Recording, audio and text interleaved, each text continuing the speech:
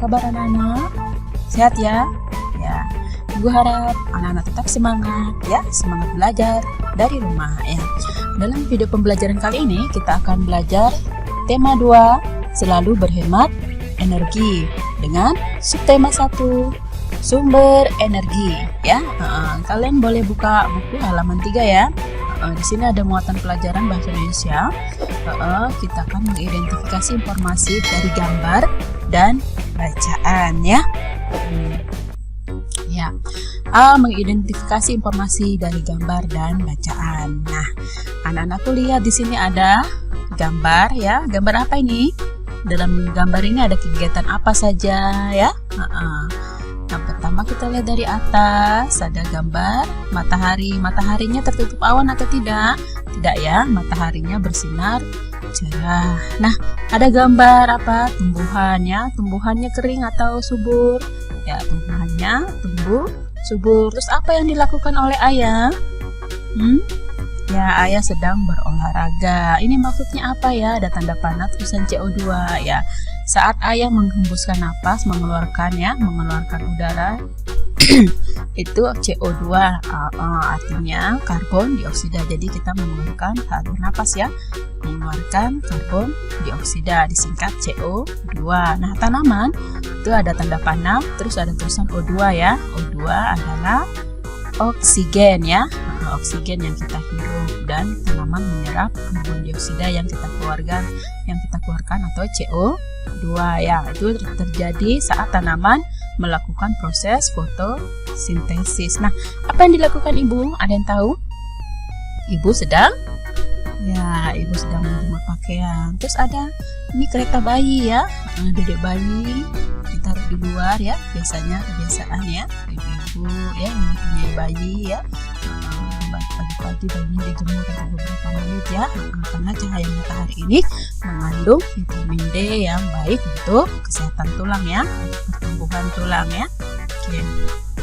Nah, itulah tadi contoh kegiatan sehari-hari yang menggunakan sumber energi. Nah, sumber energi di sini yang kita gunakan adalah cahaya matahari, cahaya panas matahari ya. Jadi dari gambar yang kita lihat tadi memuat informasi sebagai berikut. Matahari bersinar cerah, ibu menjemur pakaian ya, tanaman tumbuh subur, ayah sedang berolahraga. Anak-anak juga boleh menambahkan ya, ibu menjemur dedek bayi ya.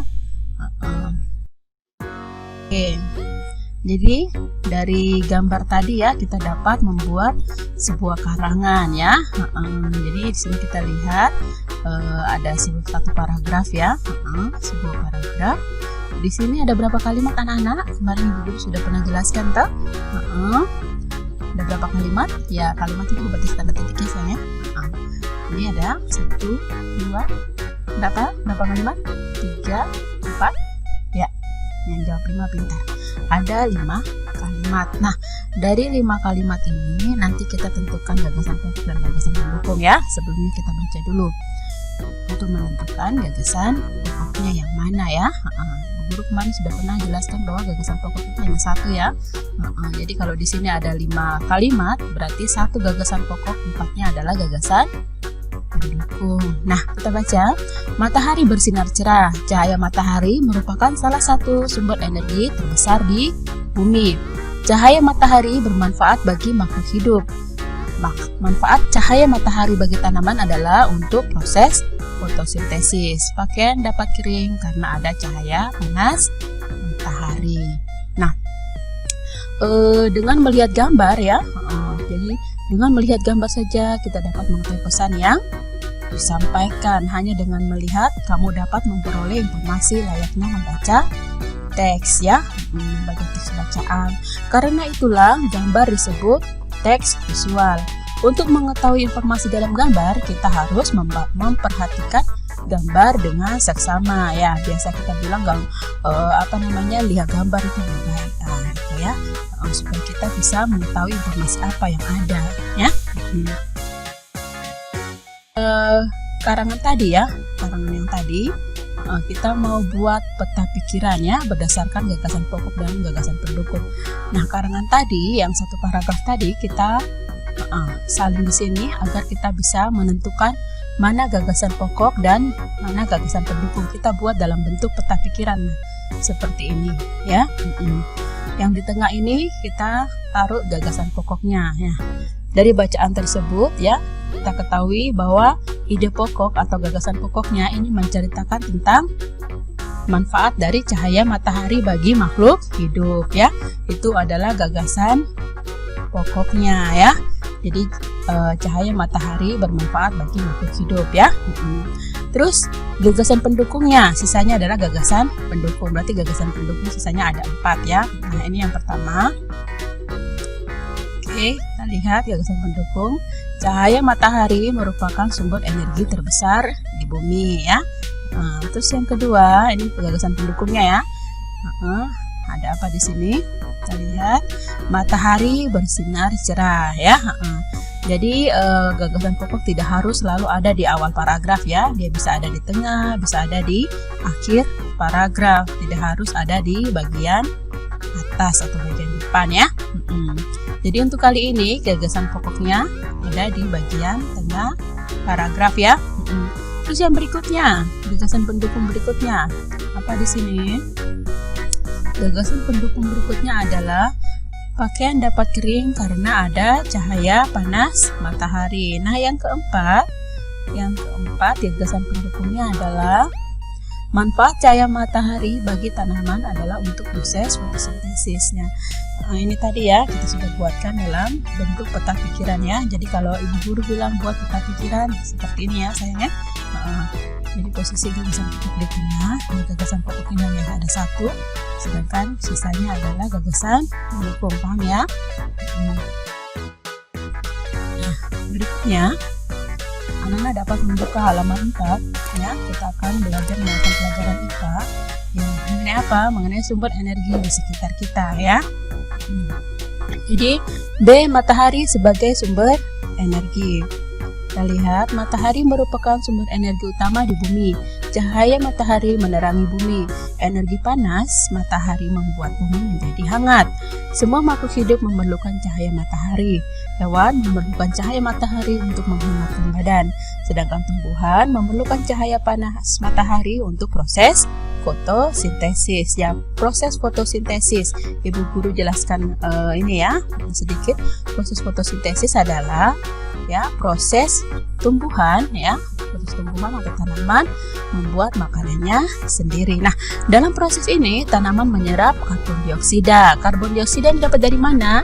Dari hasil pembakaran minyak bumi ya, misalkan kendaraan bermotor ya, motor menggunakan bensin. Nah, asap yang dikeluarkan itu ya mengandung karbon dioksida, sama dengan mobil ya. Bahkan manusia juga saat bernapas ya, kita menghirup oksigen dan mengeluarkan karbon dioksida. Nah, karbon dioksida yang dikeluarkan ini akan diserap oleh tanaman ya, ya. Karbon dioksida ditambah cahaya matahari ditambah air ya. Ini diolah oleh tanaman, nanti menghasilkan apa? Menghasilkan oksigen dan karbohidrat ya, bukan karbon ya, oksigen. Jadi tanaman saat proses fotosintesis menghasilkan oksigen dan karbohidrat ya. Nah, oksigen yang dihasilkan tadi dilepaskan ke udara ya. Itulah kenapa kalau pagi hari kita di bawah pohon ya, atau siang hari di bawah pohon, udara terasa sejuk karena banyak mengandung oksigen ya. Sedangkan karbohidrat yang dihasilkan tadi digunakan tanaman untuk pertumbuhan dan perkembangan tumbuhan ya. Terus kelebihan karbohidrat tadi disimpan di seluruh bagian tubuh tanaman ya. Jadi ada yang menyimpan kelebihan karbohidrat ini, ada yang menyimpannya di akar ya. Nanti akarnya jadi besar seperti kasbi ya, atau ubi pohon ya, ubi ya. Ada petakas atau di jalar ya. Ada ubi-ubian bawang ya, bawang merah, bawang putih ya, bawang bombay. Terus ada kentang ya yang menyimpan kelebihan karbohidratnya di akar. Ada juga yang menyimpannya di batang ya, contohnya tanaman sagu ya. Terus ada juga yang menyimpan di buah ya, di buah-buahan ya, buah-buahan yang kita makan itu ya. Jadi itu adalah kelebihan karbohidrat tanaman yang disimpan di buah. Ada juga yang menyimpannya di daun seperti sayur-sayuran ya, bayam, kangkung ya. Gitu ya sayangnya. Oke, manusia dan hewan memakan tanaman untuk memenuhi kebutuhan hidupnya. Makanan yang dimakan hewan dan manusia menghasilkan energi yang digunakan untuk beraktivitas ya. Jadi manusia dan hewan itu ya, mereka perlu makanan untuk beraktivitas. Kalau tidak makan bagaimana? Pasti loyo ya. Selain itu, oksigen yang dihasilkan tumbuhan dimanfaatkan manusia dan hewan untuk bernafas ya. Coba kamu bayangkan kalau tidak ada tumbuhan bagaimana ya. Siapa yang akan menghasilkan oksigen ya? Udara pasti terasa panas ya. Karena kekurangan apa? Oksigen ya. Terus asap-asap ya, karbon dioksida sampai yang akan menyerap bila tumbuhan tidak ada ya. Kalau kita tahu tumbuhan begitu penting, jadi mulai sekarang jangan suka jahil untuk patah-patah tanaman ya. Lihat tanaman tendang, lihat tanaman dicabut ya. Jadi anak-anakku harus apa? Karena sudah tahu fungsinya tanaman, tumbuhan itu untuk apa, jadi mulai sekarang kita harus menghargai tanaman atau tumbuhan ya. Karena kalau tidak ada tumbuhan ya, karena udara akan terasa panas ya. Oke. Ya, jadi energi cahaya matahari juga dapat diubah menjadi energi listrik ya dengan bantuan alat bernama panel surya ya, seperti pada gambar ini ya. Ini gambar pembangkit listrik ya, yang seperti kaca ini yang mengkilat ini adalah namanya adalah panel surya ya. Panel surya ini berguna untuk mengubah ya, dia menyerap cahaya panas matahari, dia ubah menjadi energi listrik ya. Berubah menjadi energi listrik yang dapat digunakan manusia untuk berbagai keperluan ya.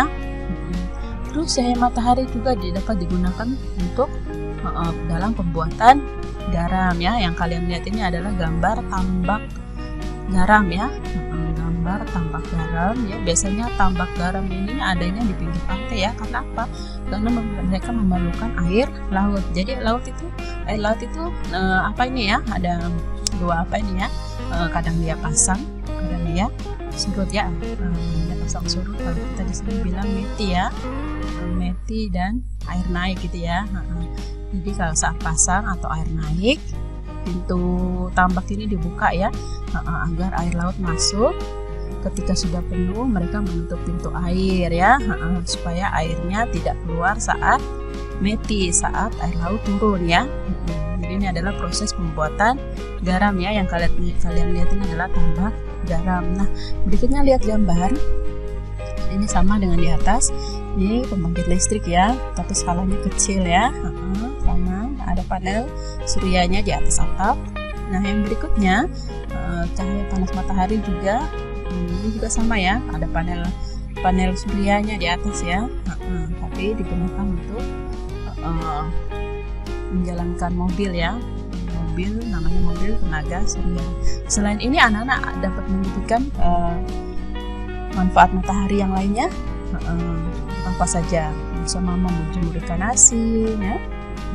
Apalagi biasanya petani jemur kopi ya, jemur padi ya. Jadi banyak sekali manfaat matahari ya.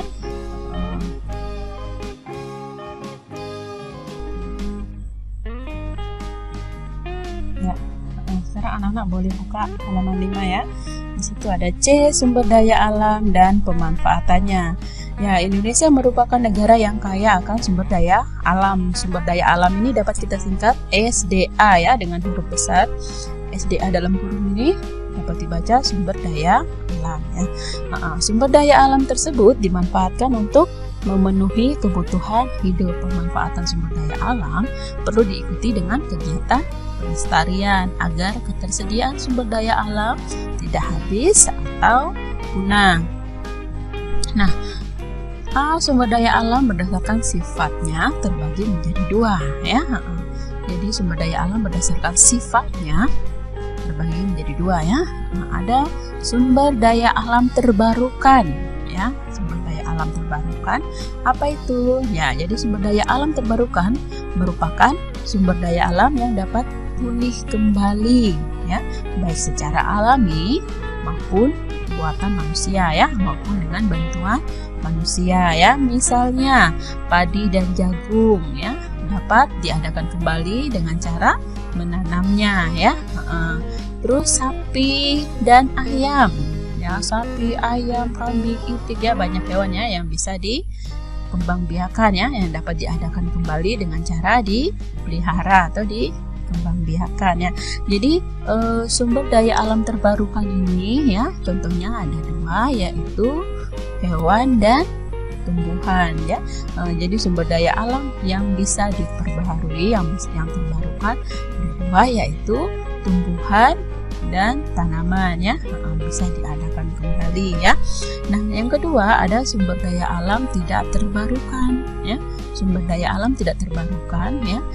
Apa itu? Jadi sumber daya alam tidak terbarukan merupakan sumber daya alam yang jumlahnya terbatas ya, dan daya pulihnya memerlukan waktu yang sangat lama.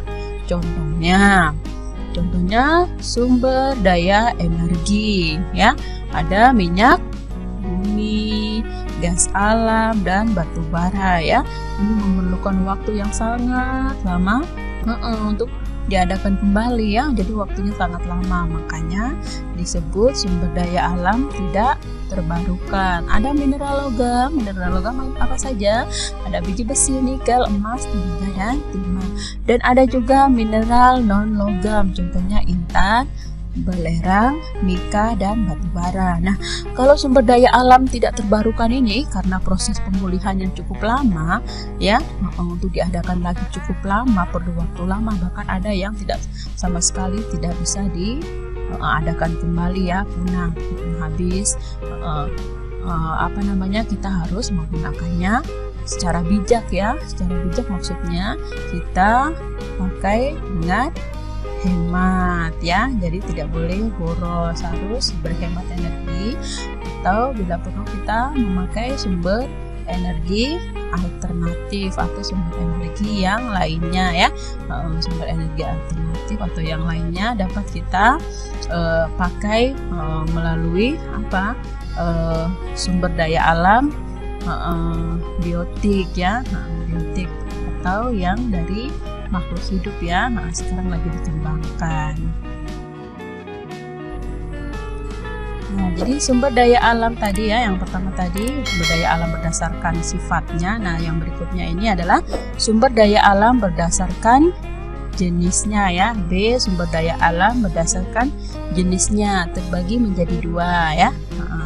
Ingat ya, yang pertama tadi yang A, sumber daya alam berdasarkan sifatnya, ada sumber daya alam terbarukan dan sumber daya alam tidak terbarukan. Nah, kalau yang B ini sumber daya alam berdasarkan jenisnya ya, ada dua. Jadi yang pertama sumber daya alam hayati atau biotik ya, hayati hidup atau biotik. Ini berasal dari mana? Berasal dari makhluk hidup ya. Contohnya yaitu hewan ya, atau kita biasa bilang sumber daya alam hewani ya. Ini berasal dari hewan ya, sumber daya alam yang berasal dari hewan biasa disebut sumber daya alam hewani. Dan sumber daya alam yang berasal dari tumbuhan biasa kita bilang sumber daya alam nabati ya. Contoh sumber daya alam hewani antara lain sapi, kambing, dan ayam ya. Masih banyak yang lainnya. Contoh sumber daya alam nabati antara lain sayur-sayuran ya, sawi, bayam, kol ya, masih banyak yang lainnya, wortel ya, kentang, dan buah-buahan ya, buah-buahan anggur, apel, pala, durian ya. Nah, yang kedua ada sumber daya alam non hayati ya. Non hayati berarti benda-benda mati ya, non hayati tidak hidup ya, atau biasa kita bilang abiotik ya. Abiotik ini berasal dari benda-benda mati ya, contohnya tanah, air, udara, sinar matahari, dan hasil tambang ya. Contoh pemanfaatan sumber daya alam sebagai berikut ya. Jadi pemanfaatan sumber daya alam ya, ini ada yang pertama padi, jagung, dan sagu sebagai bahan makanan pokok. Ya, yang kedua sapi diambil dagingnya ya untuk dimakan ya. Jadi hewan-hewan ternak ya. Kalau ayam kira-kira apa yang diambil, apa yang dimanfaatkan? Hampir semua ya, nggak ada yang dibuang ya. Dagingnya, telurnya ya, bahkan bulunya juga dipakai ya. Dari yang dibuang ya. Yang ketiga, minyak bumi diolah menjadi bahan bakar kendaraan motor. Yang keempat, emas dimanfaatkan untuk perhiasan. Dan yang kelima, batu kapur dimanfaatkan untuk bahan penunjang industri. Yang keenam, air dimanfaatkan untuk kebutuhan sehari-hari ya. Ini tadi contoh pemanfaatan sumber daya alam ya. Nah, pemanfaatan sumber daya alam tersebut harus diikuti dengan kegiatan pelestarian ya dan tindakan penghematan, terutama pada sumber daya alam tak terbarukan. Karena apa? Perlu waktu yang lama untuk diadakan kembali ya yang tak terbarukan ini ya. Agar apa? Agar ketersediaannya tidak habis atau punah ya. Oke. Nah, kesimpulannya hari ini kita sudah mempelajari tentang apa saja ya, bahasa Indonesia ya, matematik, gagasan pokok dan gagasan pendukung yang diperoleh dari lisan, tulisan maupun gambar. Nah, kita juga sudah belajar tentang IPA, mengidentifikasi berbagai sumber energi dan perubahan bentuk energi. Nah, yang berikutnya kita tadi juga sudah belajar tentang IPS, mengidentifikasi karakteristik ruang dan pemanfaatan sumber daya alam untuk kesejahteraan masyarakat. Ya, oke.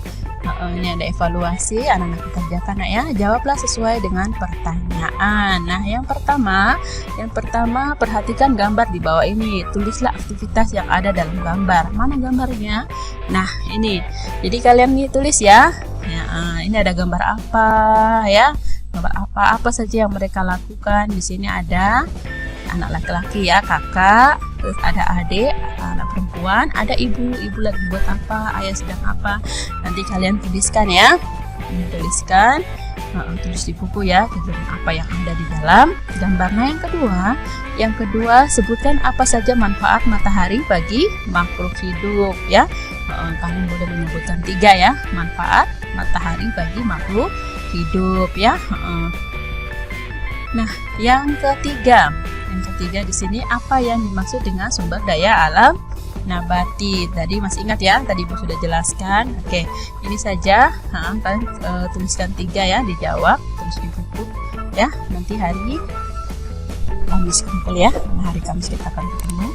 Kamis Sabtu ya kita sekolahnya ya. Jadi dikumpulkan ya. Oke, itu saja dari Ibu Guru. Semoga bermanfaat ya. Anak-anakku tetap semangat ya. Kalau ada salah kata Ibu Guru mohon maaf ya. Wassalamualaikum warahmatullahi wabarakatuh. Salam sehat, tetap semangat. Bye bye.